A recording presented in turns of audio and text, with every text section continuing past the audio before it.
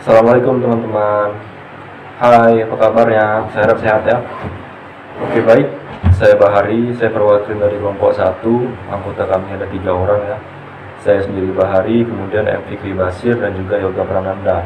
Nah, adapun materi yang kami bahas pada kesempatan kali ini yaitu prinsip dan perkembangan PUPMS di Indonesia. Mungkin teman-teman udah ada yang tahu ya apa itu PUPMS atau barangkali belum. Nah, bagi teman-teman yang udah paham, dimohonkan nanti supaya kalau ada yang salah dalam penyampaian kami atau pemahaman materi kami nanti bisa dikoreksi. Bagi teman-teman yang belum paham gitu, ayo gitu kita cari sama-sama supaya paham. Nah, apa itu PUPMS? PUPMS merupakan singkatan dari pasar uang dan pasar modal syariah. Nah, perlu teman-teman ketahui, pasar uang dan pasar modal syariah adalah dua hal yang berbeda. Nah, apa itu pasar uang? Pasar uang atau dalam bahasa Inggris disebut money market merupakan pertemuan dalam suatu pasar yang abstrak untuk memperoleh demand dan supply dana jangka pendek. Nah, ini seperti ini teman-teman. Jika sebuah perusahaan membutuhkan modal, membutuhkan dana, entah itu untuk ekspansi bisnis atau apalah itu untuk biaya produksi, nah, maka mereka akan lari ke namanya pasar uang, namun dengan catatan dalam jangka pendek ya. Nah, sederhananya seperti itu. Nah, berbeda dengan pasar modal merupakan capital market ya, merupakan pasar untuk berbagai instrumen keuangan jangka panjang yang bisa diperjualbelikan, baik surat utang atau obligasi, ekuatif atau saham, reksadana, instrumen derivatif maupun instrumen lainnya. Nah, dari definisi tadi itu jelas berbeda ya teman-teman, pasar uang dengan pasar modal. Nah, pasar modal dari jangka waktunya lebih panjang, sedangkan pasar uang dari dalam jangka waktu pendek.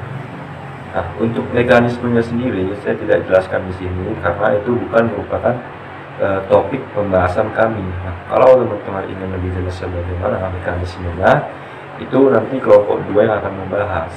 Nah, oke, kita lanjut. Nah, selanjutnya yaitu perkembangan PUPMS di Indonesia teman-teman. Nah, pada tanggal 14 Desember 1912 Bursa Efek pertama dibentuk oleh pemerintah Hindia Belanda. Nah, pada masa itu Indonesia kan masih dijajah tuh sama Hindia Belanda. Nah, pada masa itu pemerintah kolonial, tepatnya di Batavia atau Jakarta sekarang, mereka mendirikan sebuah Bursa Efek pertama di Indonesia, ya, yang merupakan cabang dari Bursa Efek Amsterdam. Pada dasarnya mereka ingin supaya tanah jajahan mereka tersebut juga berjalan begitu Bursa Efek. Nah, dengan tujuan utama mereka ingin mencari modal supaya mereka bisa ekspansi bisnis, supaya mereka bisa ekspansi perkebunan di Indonesia. Jadi begini, maksudnya tuh Belanda ingin supaya perkebunan di Indonesia tuh lebar gitu, makin melebar, namun mereka tidak memiliki modal. Nah, makanya mereka membuka pasar modal supaya investor-investor asing bisa menginvestasikan uangnya ke Indonesia. Nah, ketika mereka sudah mendapatkan modal, mereka akan melakukan ekspansi perkebunan untuk melebarkan tanah-tanah pertanian di Indonesia di sepanjang Pulau Jawa, Kalimantan, Sumatera gitu. Nah, namun 2 tahun berselang ketika pembentukan Bursa Efek yang dibentuk oleh Hindia Belanda itu tadi, terjadi yang namanya Perang Dunia Pertama ya teman-teman. Nah, jadi Perang Dunia itu bukan hanya berdampak pada korban jiwa, tetapi juga banyak aspek-aspek yang terpengaruhi gitu, nah, seperti aspek ekonomi, politik, pendidikan atau apalah kan. Nah, pada intinya mereka tuh mau tidak mau Belanda harus menutup Bursa Efek mereka tadi itu yang mereka bentuk tadi. Nah, dan akhirnya pada tahun 1925 sampai 1942 Bursa Efek di Indonesia dibuka kembali bersama dengan Bursa Efek di Semarang dan Surabaya. Nah, Jadi pada tahun 1925 teman-teman, yang di Jakarta tadi itu dibuka kembali tuh. Nah, dan akhirnya mengalami perkembangan yang lumayan gitu kan selama beberapa tahun. Nah, akhirnya di kota Semarang dan Surabaya juga dibentuk tuh bursa efek di situ tuh. Nah, namun karena adanya isu-isu politik, bursa di Semarang dan Surabaya ditutup. Kalau nggak salah saya kayak resesi ekonomi itulah. Kalau nggak salah saya ada pada awal 1939. Dan juga Jakarta juga ditutup tuh karena ada Perang Dunia Kedua. Nah, dan juga diperparah dengan program nasionalisasi perusahaan Belanda. Nah, apa itu program nasionalisasi perusahaan Belanda? Singkatnya dia seperti mengakuisisi perusahaan-perusahaan peninggalan jajahan Belanda, nggak salah saya. Mohon maaf ya kalau salah begitu kan. Dan akhirnya dari tahun 1956 sampai 1977 perdagangan di bursa efek itu vakum teman-teman. Nah, akhirnya tanggal 10 Agustus 1977 oleh presiden kita ya almarhum Soeharto ya, kita doakan semoga dosa-dosa beliau diampuni. BEJ dijalankan di bawah Bapepam atau Badan Pelaksanaan Pasar Modal. Mengaktifkan kembali pasar modal ini juga ditandai dengan go publik PT Semen Cibinong sebagai emiten pertama. Nah, mungkin dengan alasan ingin memajukan perekonomian Indonesia, Pak Presiden Soeharto akhirnya mengambil keputusan untuk mengaktifkan kembali BEJ atau Bursa Efek Jakarta dan membentuk sebuah organisasi Bapepam istilahnya pada masa itu, Badan Pelaksana Pasar Modal. Nah, dan ada satu perusahaan teman-teman, ini perusahaan perdana nih, satu yang pertama go publik gitu sahamnya. Nah, apa itu dia? PT Semen Cibinong ya, atau sekarang dikenal nih PT Holcim Indonesia nggak salah saya. Iya, PT Holcim Indonesia, dan sekarang masih ada sahamnya. Saya nggak tahu berapa harganya per lembar, mungkin nanti teman-teman bisa cek ya. Namun pengaktifan tersebut ya selama beberapa tahun dari 1977 sampai 1987 perdagangan di bursa efek sangat lesu. Jumlah emiten hingga 1987 baru mencapai 24. Masyarakat lebih memilih instrumen perbankan dibanding instrumen pasar modal. Nah, mungkin karena kurangnya edukasi tentang saham gitu kan, dan juga baru awal-awal merintis, istilahnya kalau kita buka usaha kan kalau baru-baru awal itu masih sepi tuh. Nah, biasanya kan begitu. Nah, diperparah dengan edukasi tentang saham mereka juga masih minim. Jadi masyarakat tuh belum banyak mengenal gitu apa loh itu saham gitu teman-teman. Dan akhirnya pada tahun 1987 ada namanya Paket Desember 1987, Pakdes 87 istilahnya pada masa itu, yang memberikan kemudahan bagi perusahaan untuk melakukan penawaran umum dan investor asing menanamkan modal di Indonesia. Nah, pada intinya Pakdes 87 ini memberi kemudahan gitu, memberi kemudahan untuk melakukan penawaran umum dan bagi investor asing supaya mereka lebih mudah untuk menanamkan investasinya di Indonesia. Nah, berarti kan dipermudah tuh. Tentu investor asing itu kan lebih tertarik tentunya gitu, karena mudah, nggak ribet istilahnya gitu kan. Dan pada tahun 1988 sampai 1990 paket diregulasi di bidang perbankan dan pasar modal diluncurkan. Pintu BEJ terbuka untuk asing, aktivitas bursa terlihat meningkat. Nah, apa itu paket diregulasi teman-teman? Paket diregulasi itu istilahnya dia seperti memberi akses kemudahan gitu. Nah, intinya dia memberi akses kemudahan kepada bagi investor atau perusahaan gitu tentang pasar modal ini, istilahnya dipermudah istilahnya gitu. Dan akhirnya karena dipermudah, nggak ribet, dan akhirnya bursa itu terus meningkat gitu, IHSG-nya meningkat gitu. Nah, pada tanggal 2 Juni 1988 Bursa Paralel Indonesia atau BPI mulai beroperasi dan dikelola oleh Persatuan Perdagangan Uang atau Uang dan Efek PPUS, dengan organisasinya terdiri dari broker. Nah, Kalau bursa paralel Indonesia ini merupakan cikal bakal dari broker saham di Indonesia ya teman-teman.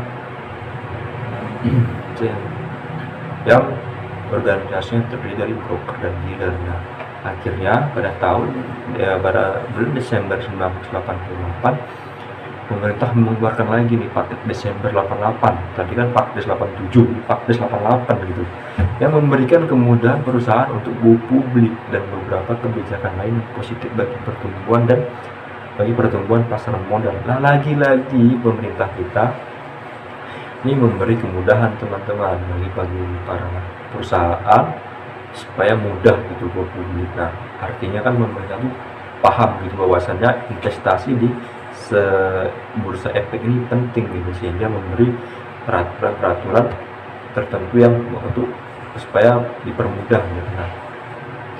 Nah, pada tanggal 16 Juni 1989 Bursa Efek Surabaya BES mulai beroperasi dan dikelola oleh perseroan terbatas milik swasta, yaitu PT Bursa Efek Surabaya.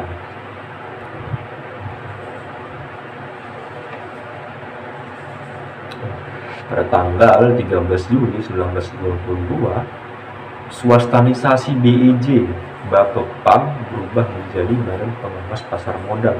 Tanggal ini diperingati sebagai HUT BEJ. Nah, pada tanggal 13 Juli 1922,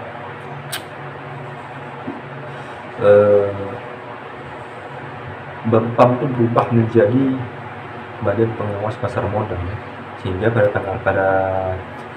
tanggal tersebutlah diperingati HUT BEJ teman-teman. Nah, akhirnya dari tahun ke tahun makin banyak nih PT-PT atau perusahaan-perusahaan yang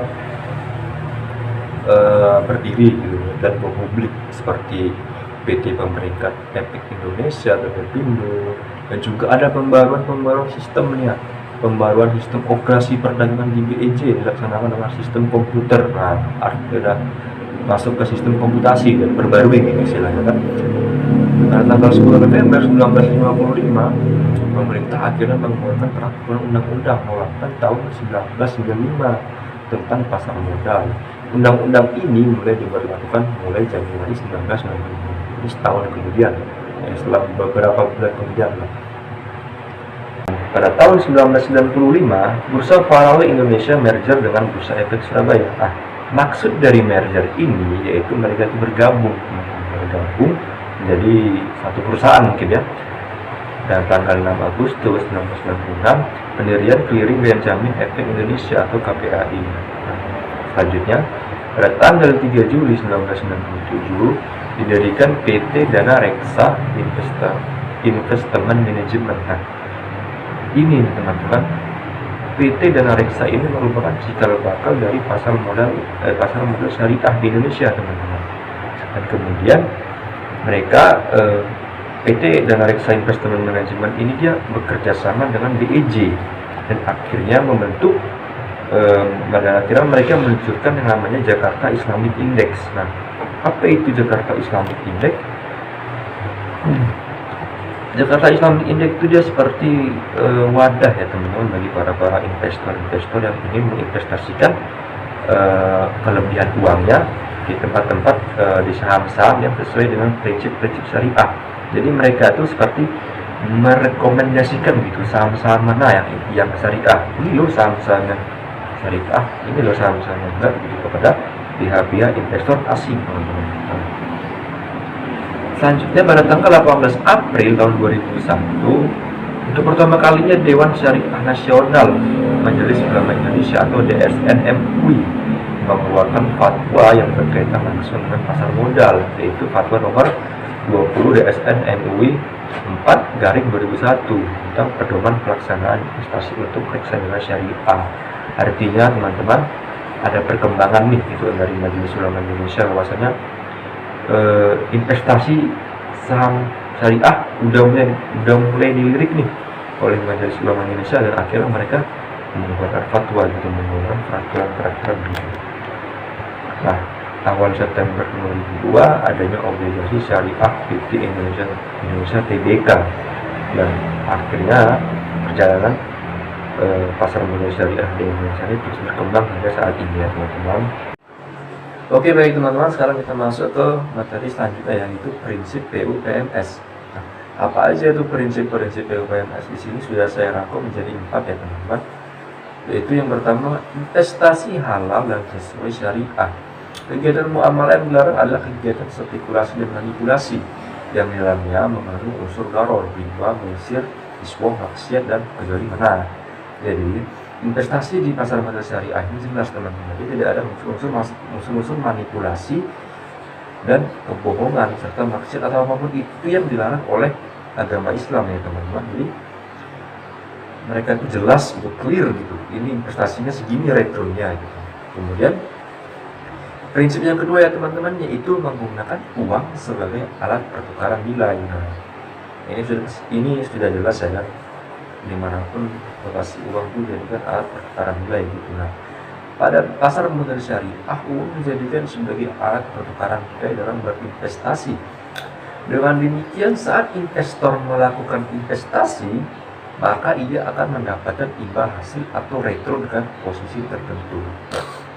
Nah, sesuai dengan prinsip pertama tadi yang clear, dia jelas segini return kamu gitu kan, artinya dengan menggunakan uang sebagai nilai tukar, jadi dia tahu berapa return dia gitu kan. Nah, dia konversikan returnnya jadi ke uang gitu. Nah, kemudian yang selanjutnya yaitu transaksi menggunakan akad ya, sama ini seperti di bank-bank syariah juga ya kan. Dalam setiap transaksi ya, kita minjam uang atau apa pasti selalu ada akadnya gitu. Seperti nikah juga ada akadnya gitu.